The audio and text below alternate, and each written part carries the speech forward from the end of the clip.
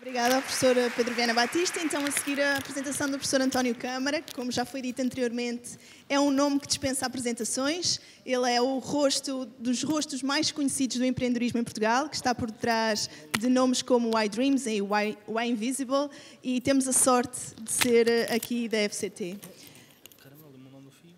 Bem, bom dia.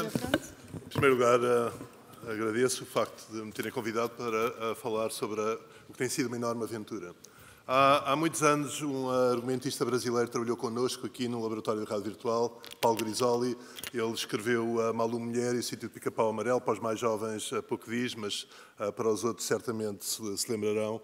E ele disse que o filme que ele queria verdadeiramente fazer sobre os portugueses era a história de 4 portugueses que em 1504 subiram o rio Amazonas, 6.000 quilómetros, numa canoa, e que basicamente demonstraram nessa viagem todas as grandes qualidades que ele atribuía ao povo português, nomeadamente a empatia, porque tiveram que atravessar e falar com várias tribos índias, a perseverança e a resiliência.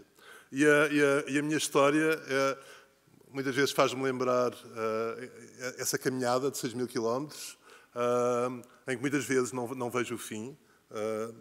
Aliás, muitas vezes ou vejo um fim verdadeiramente dramático. Portanto, eu sou professor aqui na faculdade, sou membro do CENTE e em 1998 nós exibimos na Expo 98 o primeiro voo virtual sobre um país, com uma qualidade absolutamente fantástica, tão fantástica que ainda hoje não existe no mercado. Esse projeto foi cancelado em Portugal e nessa altura eu fui para o MIT um ano como professor visitante. E quando estava no MIT convidei várias pessoas, entre elas até a professora Júlia, que nos visitou, e várias pessoas aqui da faculdade, e chegámos à conclusão que nós podíamos bater aquelas firmas que estavam a ser criadas no que eles chamam de Institute. Eles não são melhores do que nós. E então, quando voltei, criei a iDreams. A iDreams cresceu durante 5 anos sem nenhum investimento, até que nós começámos a trabalhar com o Mourinho primeiro e depois com o Cristiano Ronaldo, e fizemos um jogo com o Cristiano Ronaldo. E quando lançámos o jogo, 31 investidores de todo o mundo vieram ter connosco. E nós não precisávamos do dinheiro.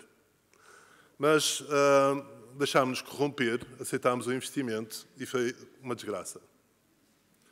Okay? Apesar de tudo, nos 4 anos seguintes fomos sempre crescendo, até chegarmos à crise em 2010.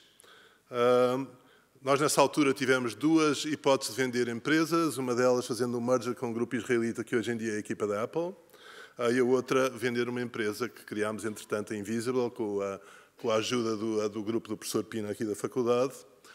Essas 2 vendas, tivemos os term sheets assinados, foram canceladas, perdemos 270 milhões, e em 2014 o nosso principal investidor, que era o BES, faliu. Em 2015, nós tivemos que submeter um PER, portanto, é basicamente para evitar a bancarrota.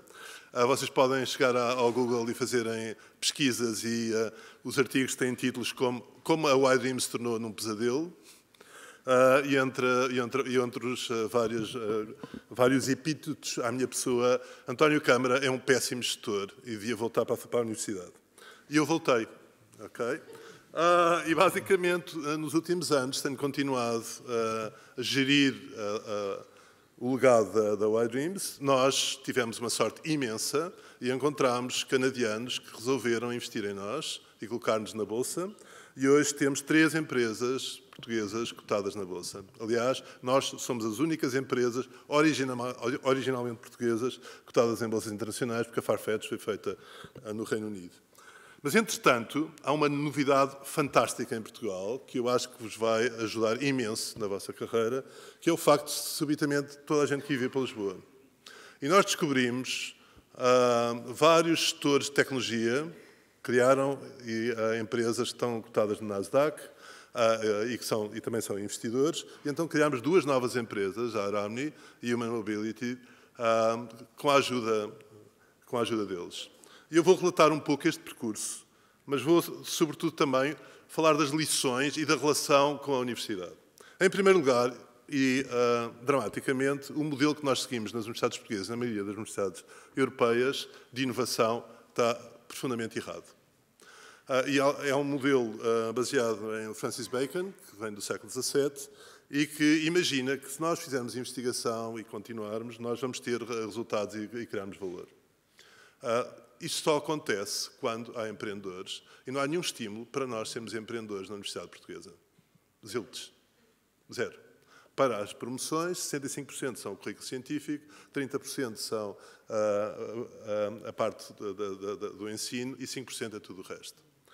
E, portanto, não só em Portugal, mas na Europa, há uma catástrofe em relação à conversão dos investimentos em investigação em ciência e tecnologia.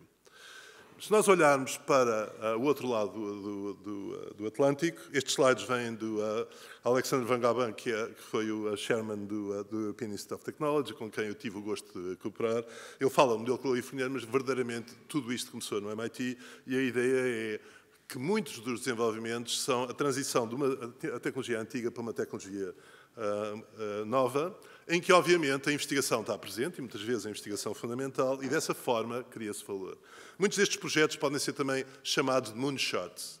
E todas as firmas que nós criámos, curiosamente, quer a iDreams, quer a Invisible, nomeadamente, vieram de projetos que houve em Portugal deste tipo. Houve o SNIG, o Sistema Nacional de Informação Geográfica, que nos permitiu desenvolver as capacidades de realidade virtual que depois aplicámos na iDreams, e depois na Invisible nós próprios assumimos, com todos os principais grupos industriais portugueses e aqui a faculdade, criar uma nova tecnologia de ecrãs que consomem menos energia no mundo. Há também algo que aprendi da pior forma possível, que é o modelo onde nós vivemos. E o modelo é o modelo da Silicon Valley. Este modelo foi desenhado de forma primorosa pelos americanos para explorarem o mundo. Okay, felizmente o nosso colega americano foi a ser entrevistado, mas, portanto, estou à vontade para dizer. Portanto, não sei se conhecem o fenómeno do futebol, em que os grandes clubes estão sempre a contratar os jogadores aos clubes que devem dinheiro. E, portanto, o mundo todo o que está a fazer é criar startups com investimento de business angels. Como vimos, 75% de falha. E as que sobrevivem, muitas vezes, vão para a divisão a seguir, que é ter uma ronda de venture capital. E depois aquelas que têm sorte são compradas pelas grandes empresas. O Facebook, Google, Amazon, Apple, blá, blá, blá, blá. Algumas delas, de vez em quando, tornam-se no mundo destes gigantes. E, portanto, o que é que tem acontecido na Europa? Que todos nós celebramos a venda das nossas empresas às grandes empresas americanas. E, desta forma, a maior firma tecnológica europeia é só a 60ª no mundo. O SAP. É igual ao futebol. Aliás, é pior. Okay? Porque o Benfica, neste momento, por exemplo, que é o meu clube, com o dinheiro que tem obtido na venda dos jogadores, vai poder ser independente. Ok. A nossa sorte foi encontrar canadianos e alemães, porque o Canadá e a Alemanha, juntamente com a Austrália, são os únicos países que perceberam que há outro caminho. E o outro caminho é a Bolsa. Okay? E, portanto, o que nós fizemos foi ir por esse caminho, e é um caminho que seguramente queremos trilhar também para as novas empresas que estamos a criar. Há outro ponto também importante, é que os americanos têm estes market maps, são muito úteis. Aliás, quando vocês tiverem uma ideia no decorrer do vosso projeto, vão, por exemplo, à CB Insights e vejam o market map, porque imediatamente vos coloca no mapa das áreas, no vosso espaço e quais são as firmas em que os investidores estão a apostar. Okay? Isto é muito curioso porque obriga a um foco extraordinariamente importante para poderem sobreviver neste mundo. Ok, felizmente eu criei a empresa antes do foco ser moda e, portanto, nós seguimos os conselhos de Bill Elliott, que criou Hewlett Packard, para nós, que vinhamos da universidade, pura e simplesmente ir experimentando e, a pouco, obviamente, quando chegamos a focar, criar uma spin-off e uma empresa à parte. Okay? E foi dessa forma que sobrevivemos. Porque se nós tivéssemos aceitado o investimento americano em 2006, por exemplo, da Insight Venture Partners, que queria que nós só focássemos em jogos baseados em localização, já tínhamos há muito falido. Okay? Porque este sistema, e isto é importante que se diga, foi desenhado para os investidores, não necessariamente para os empreendedores. Okay? Os empreendedores, obviamente, vão ganhar mais dinheiro, mas este é um sistema dirigido aos investidores. Um ponto importante também é o modelo mental que vocês devem seguir neste caminho. E nós, na nossa educação, temos dois modelos mentais fundamentais, o dedutivo e o indutivo, e esquecemos muita vez do abdutivo. E o abdutivo é basicamente ligado ao sonho. O que é que vocês querem fazer? O que é que querem ser daqui a 5 anos? Qual é o vosso produto? O que é que vocês ambicionam? Okay? Algo que nós também aprendemos à nossa custa foi que nós, em Portugal, em geral, temos tendência para ser os pastéis de Belém. Nós somos artesãos, amamos o nosso trabalho, amamos a nossa qualidade. Okay? Os pastéis de Belém, periodicamente, são abordados por fundos internacionais que lhes dizem aos fundadores e donos: nós podemos transformar na cadeia de lojas do Starbucks, que possa concorrer e bater ao Starbucks. E eles dizem: já viu o Starbucks ali? Nós temos filas de pessoas que vêm comer os nossos pastéis de Belém e adoram.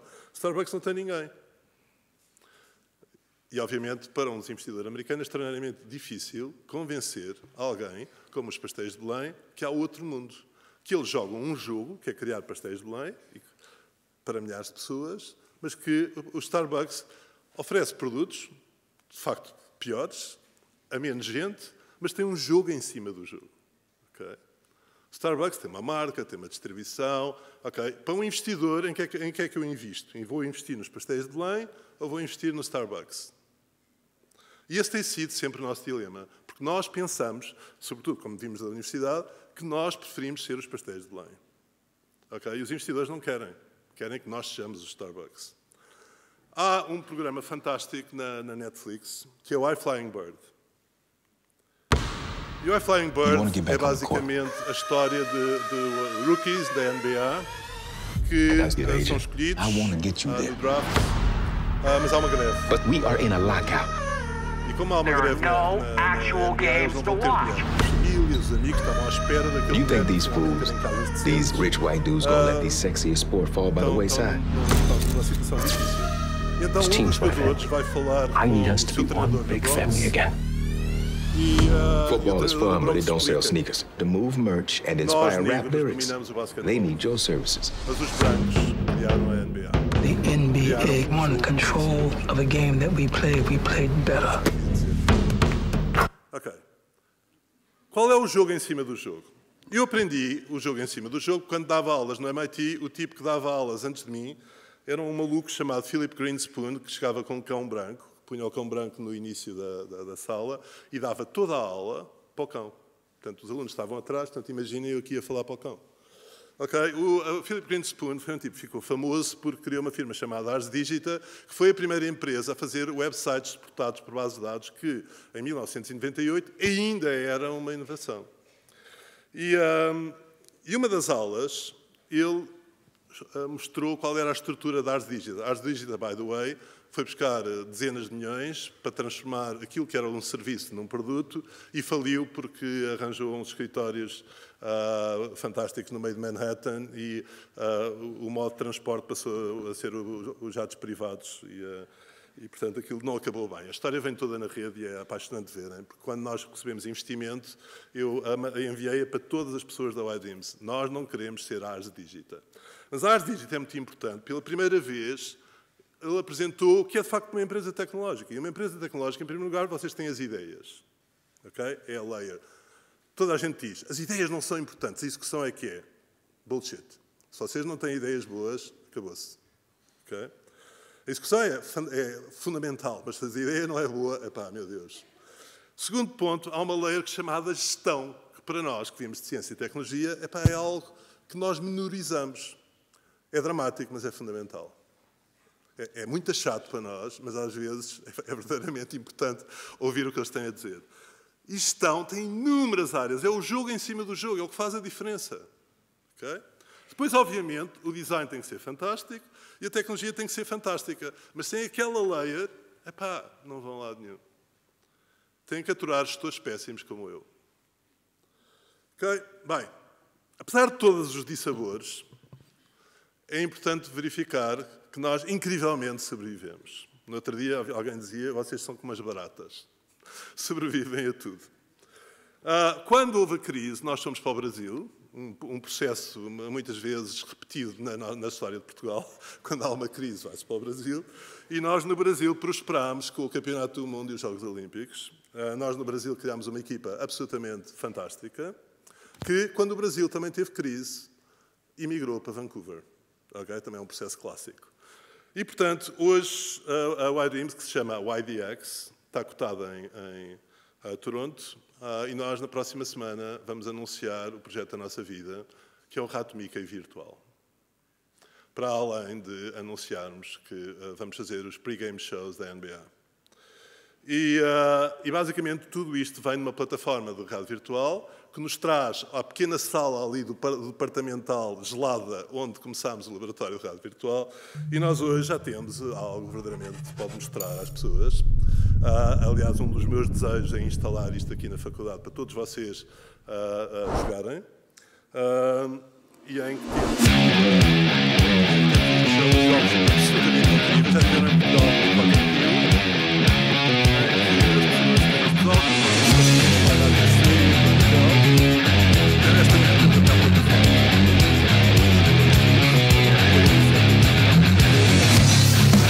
obviamente os jogos que estão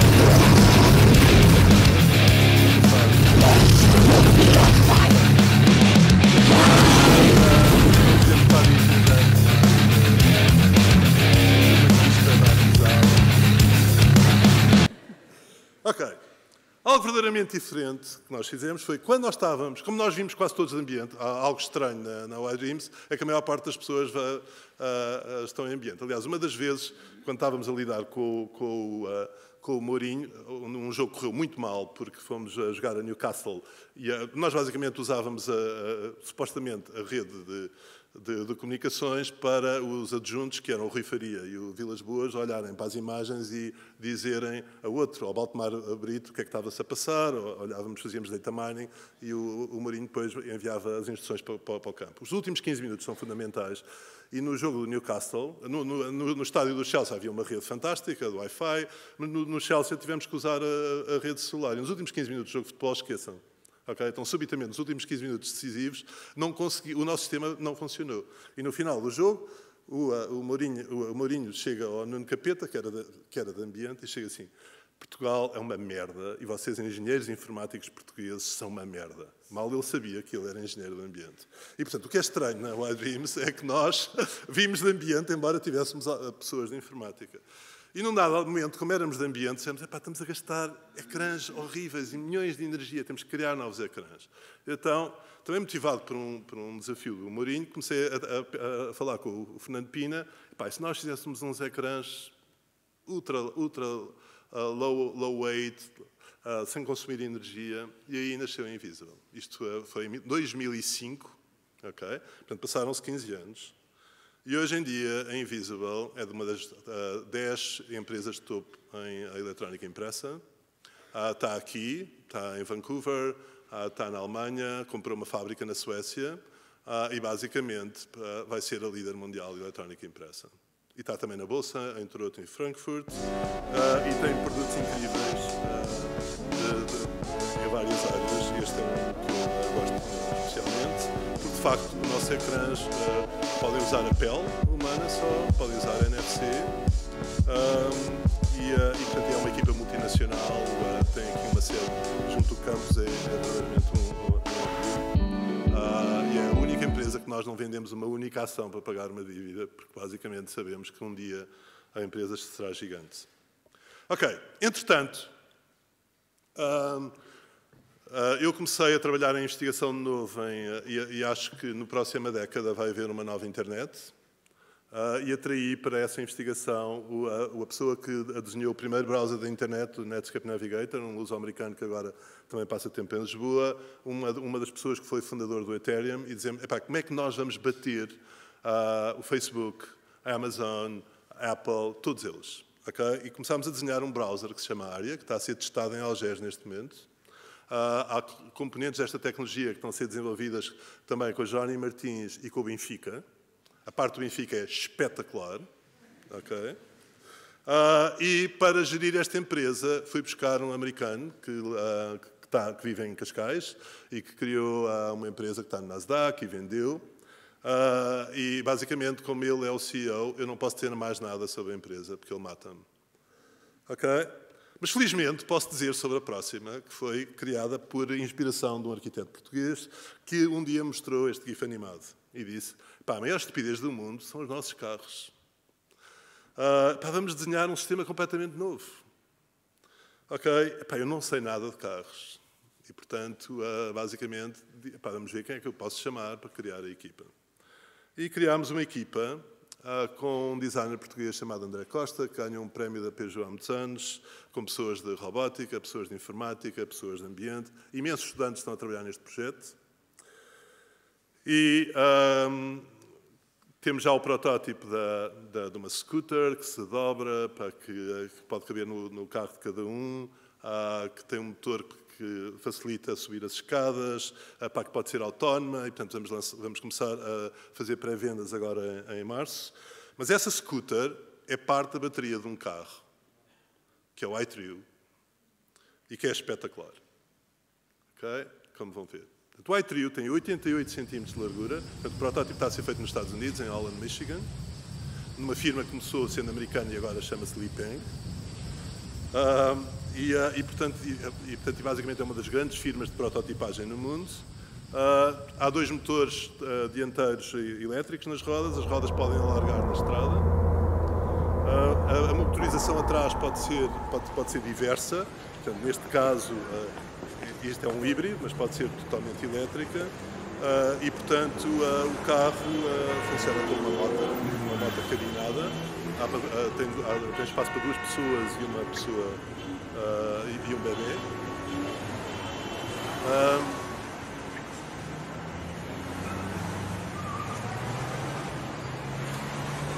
E, portanto, estaciona em qualquer lado. E quando estaciona,